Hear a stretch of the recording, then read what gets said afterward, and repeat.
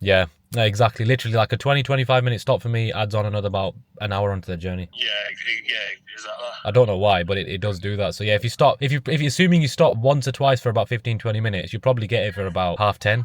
Yeah, that's what I'm aiming to, because I want to get there before the traffic. It's a bright, sunny day today. I'm going to go pick up Ib from the train station just now. Right, Mr. Ibrahim Raja is supposed to be arriving any minute now. So I'm probably going to wait in there.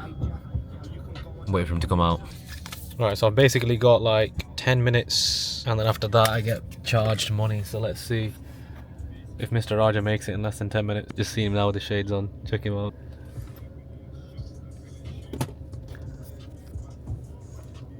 Where is he gone? Oh.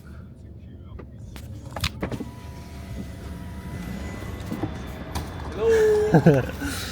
Got you first. Got you first. Mate, we're playing Where's Gasari. Trust me. But let me chuck this in the back. Yeah, just put it in the back seat because the boot's a mess. Mate, that's proper Lionel Messi.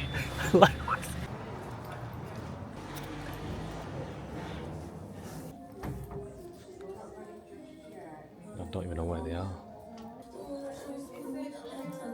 See that? All the way from catching.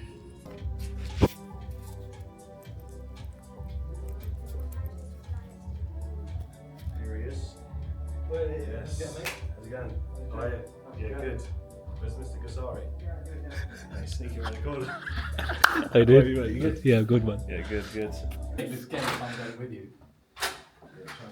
I don't know why 3 men are going into one room together. But... Single bed Sammy. Did you get the garden one? Mate, that's what I'm talking about. Okay, nice. That's what I'm fucking talking about. See, you got the poorest of the poorest room. Yeah, basically. Why, man? I've got the bog standard room. The basic Barry room. Yeah, it's like punishment. You know, you get those people that start nicking stuff in hotel rooms. I might have to take this. You know what they mean?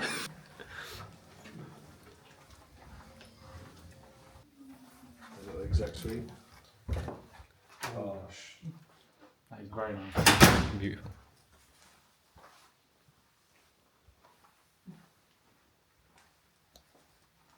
Yeah, we'll We can get one under the shade here. It's so close that we can back up. The thing is, if you're delaying it, if you leave any later than 4:40, I'm gonna have to get you parking so we can get on London. My train's at 5:30. Yeah, that's fine. Got visualize.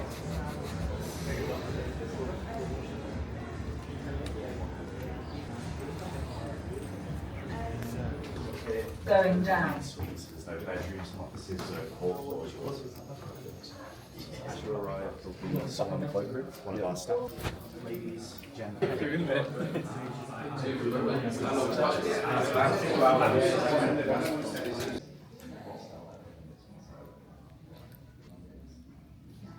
It's like laser battle. So what are you saying for tomorrow then? I'm gassed. Right, that's all we got for today.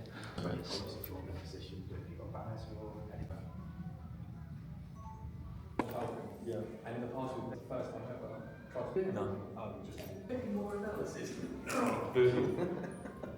Yeah, so gas up here, this bit, because I'm going to be here. If you're next to Andy, just give him the mic and he will say a few words.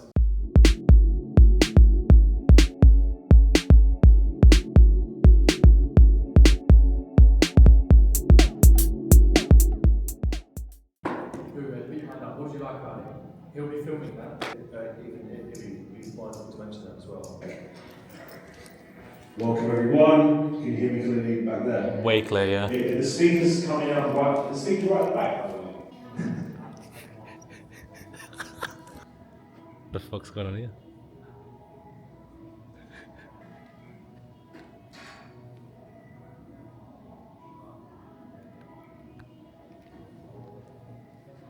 Can I get a Fanta Light, bruv? How do we order?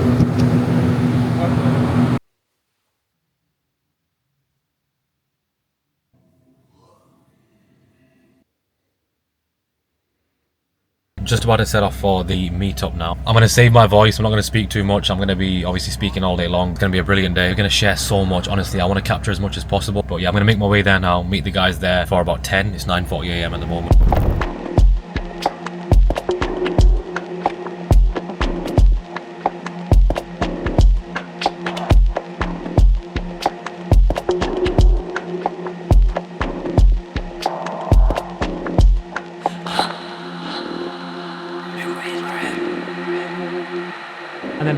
after that, you can take 10, 15 losses in a row. We took like 12 trades in a week. Is that more like a commonality that you're starting to see with the front? Like a lot of people's psychological issues are coming out now the more that they're scaling up. Since day one. It's been there since day one, but it amplifies more when they trade more money. There's parts of you that you will uncover when you trade more money. Same people who will complain, I'm not where I want to be. If they were where they wanted to be, they would ruin their life. There's a reason they've not got the money they want yet. They've not earned it yet. Not got the character needed to have that money yet. So for example, let's say after you take a good position, what confidence should you have? We said that the wrong way is, for example, You saying what's the opposite? yeah, what's the opposite? What's a good What confidence should to have? they be doing basically? When they're successful, what should somebody be doing in terms of processes, how to think, all that stuff? How should you think after you take a good win? The moment that I'm in a trade and I know it's profiting me or I've locked in profit, whatever, I've said it before, I'm already thinking about my next trade because I know what's going to influence poor performance is between this win that I take that's good and my next trade. If I take poor trades between that, I'm going to give it all back. So my instant thought process, the moment I know I'm making money now, is I need to make sure that my mind's in the right state to make money on the next trade, or to make the right decision on the next trade. So the simple way that happens is I literally, and I know it sounds easy, but it's not, I completely let go of the trade that I'm in. So let's say I've locked in 4% profit, it could make me 8%, but I've locked in 4. I've accepted that I'm out for 4. Yeah, I don't give a shit it's going to make me 10%, I'm out for 4%. And literally, I will go onto my watch list and I'm already scanning the markets for the next trade. I forget that it's even there. Obviously I'm aware of it, but I forget.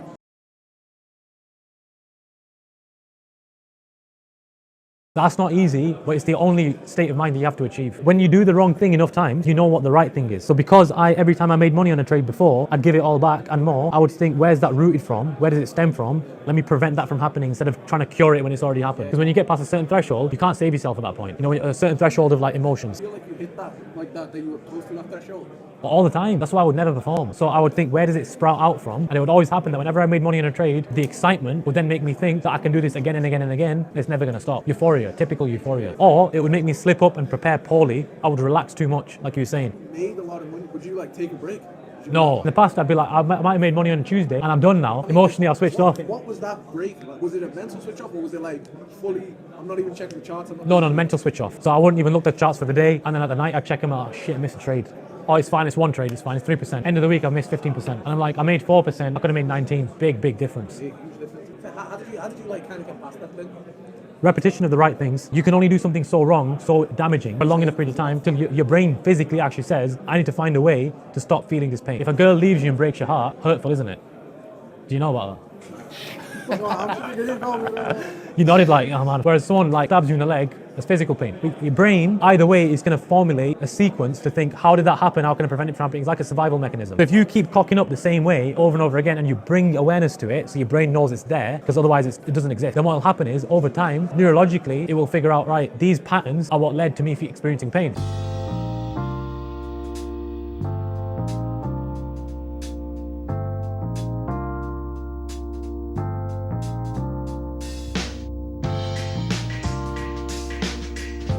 I always end up with a girl that ends up cheating on me. Someone who brings awareness to it and stops for a second and thinks, hold on, why do I always do that? Your brain now, next time you meet a girl, will instantly highlight the red flags for you.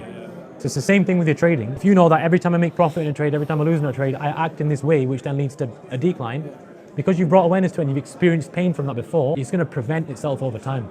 And you have to actively help it as well. Like a lot of people don't actively help themselves. No, they're too emotionally lazy. So they know that the pain is there. They understand that they're feeling pain. Yeah. But they're not helping themselves. On almost a week-to-week basis, that loathing self-pity all the time, that I cannot help, it's impossible, no matter how much I try. I will literally say to him straight, I'll say, look, this is how you can fix your problems. You don't think that they're going to miss out small details when they're doing the watch list. When me and Mark break down our pairs on a Friday, we go into so much detail, I can't even begin to express back and forward for like an hour and a half, breaking down all the pairs. That flow that you get is unbelievable. Now think about someone who's on their own, who one, is a negative thinker, who's not had the best week, and is not emotionally competent, because they don't want to be. They're going to miss out so many details. Then of course they're going to go by in the next 3-4 weeks and say, oh, I've not missed any trades. And then I highlight them in Coach's Corner, oh, I didn't see that. But there'll be some random kid in a flipping village in the middle of nowhere with an Android phone who's watching our content for free on YouTube who will outperform that person. That's embarrassing. You've seen the YouTube content versus the mechanics. It's completely different, right? Versus the webinars, the detail. But I was resourceful as fuck. I knew that, right, if I don't make an escape route for myself and I've made a promise that I'm going to get profitable here, I have to get profitable. So when people started leaving, coaches started leaving, experienced students started going, oh, it doesn't work, whatever. I had the ability to stop and think, let me just sit here for a minute. Let me use my common sense. Does this system work? Yes, it does work. Why is it not working for me then? You have to sometimes get a blank sheet of paper, sit down, write all the reasons why you're not where you want to be, and just verbally map it out. Why don't people do that? On webinars, when I'm talking to people, what I've said is exercise recently, right? Go back through your trades. If you logically think about it, if you knew the trades that were good and the trades that were bad, would you have a problem? No. Would you sit there and have 105 different questions every single week? You wouldn't. So if you know what is good and what is not, you'd be fine. So then you have to ask yourself, how do I do that? Why don't you print all the trades that you've taken as losses out, study them, but study them compared to what? I'll give you a quick example. How do you know gold is valuable? Gold. Yeah. Physical gold. What did it determine the value of? Someone would pay, I guess, the market. Demand. Demand and scarcity, right? Like 10,000 ounces of gold today will still be 10,000 ounces of gold in 100 years, but what's it measured off of? Currently today it's US dollar. But why is gold more valuable than water? Because it's less accessible. So you know the value, yeah? Because you can measure it against something. If you just print out your losing trades, how are you going to determine whether they are good trades or bad trades if you've got nothing to measure themselves against? So what you then do is you go back through all the missed positions that were winning trades that obviously are meeting your plan. You have to reflect it with your plan all the time. Then you got your answer. Then you know what not to look for and what to look for. That's it. And then when you revise that every night, when you print it out, it's in a booklet, you revise it, your eyes rehearse it, you think when you see that in the market, you're not going to switch on next time. All I can say, guys, that was a fantastic day. That was brilliant. I'm absolutely knackered. Came back from the meetup and I went to the gym. Basically now building my watch list. It's the first day of doing that. Of course, I do that on the Fridays, Saturdays, and also Sundays to finalize. It's currently 11:15 at night. I need to wake up at 4 in the morning to do the run. I really don't want to do this run, but discipline. How do I expect to be preaching about discipline so often and going on about discipline and the importance of mental resilience and all these kind of things if I don't even act on what I'm saying? Don't even feel like starting my watch list today. I could just easily do it tomorrow, and I could technically do this tomorrow and it would make sense, but it's discipline. It's a routine. You have to be very, very habitual, and we're just prepping people for the end of the year. I'm so excited. We did Dubai last year and it was brilliant, and we were just testing it out. This year we're going to do it very, very big. We're going to have the yacht party, we're going to have the Wealth Creation Mastermind version 2, and there's going to be so much growth. Honestly, people would have paid for their trip with their own money that they've made from trading. Even for myself, there's a few very, very important goals that I want to tick off by the time the end of the year comes. You know, even after being profitable for over 3 and a bit years now, it's not like you just crack it after that. There's obviously things you've got to continue to improve, to develop upon. It's different for everybody, but I've got these goals that I want to hit. And Dubai is going to be the check-in or the milestone going to Dubai. We stayed on the Palm last time, so houses there, they start off with like 10, 15, 20 million. So when you're sat in these villas and you're looking across the street, it's amazing to be able to envision yourself there as well. It's fantastic for the mind. I'd say the best part about it, you know that you're with people that you can trust. You know that you're with strong-minded people. Some Falcon students that I met 2-3 years ago have become lifelong friends. That's amazing to me. You can't put a price on friendship, or you can't put a price on loyalty. It's one of the forgotten traits and tenets of what keeps society strong is loyalty and brotherhood. People have lost that nowadays. You know, like I said, trading is not a team sport. It's not a therapy session. You sit down and you sit in a circle and take trades. I know what it's like, right? I was self-taught before I even joined Falcon for 2 years almost, and it was very, very lonely. Then knowing that you've got people that when you level up and you start making money and they start making money, that you can basically join band together. You can start businesses, you can venture into so many things, projects. They know people, you know people, your network builds, it deepens, it broadens. You just do better when you're around more of the right people. I'm telling you honestly, your network is literally your net worth.